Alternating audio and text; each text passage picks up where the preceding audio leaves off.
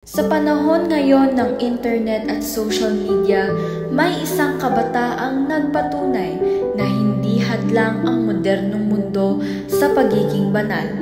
Ito ang kwento ng isang batang naging millennial saint, si Santo Carlo Acutis.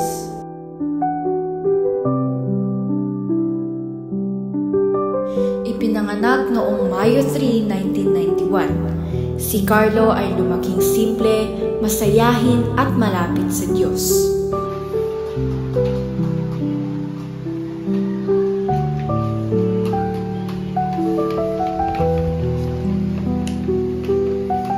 Nay, pwede po ba tayo magsimba ngayon? Siyempre naman, anak. Araw-araw gusto niyang magsimba. Mahilig siyang mag-video games, pero mas mahal niya ang Eucharistia. Jesus, gusto ko po, lagi ko po kayo kasama. Amen.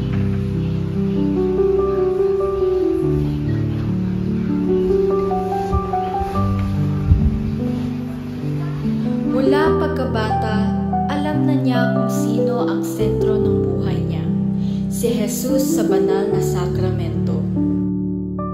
Habang lumalaki si Carlo, lumalakas din ang galing niya sa teknolohiya.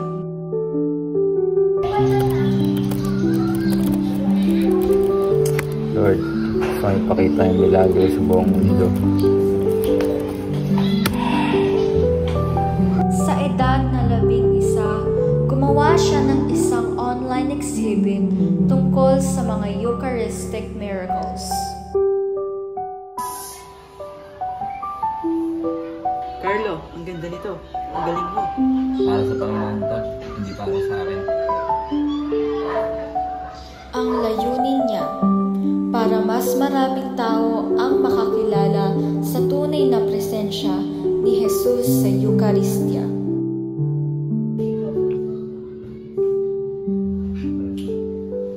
May leukemia ka, Carlo.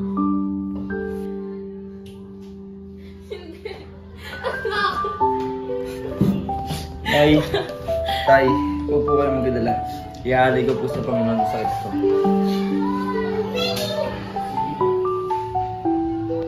Noong 2006, sa edad na 15, pumanaw si Carlo, isang mabait, masayahin at banal na binadilyo.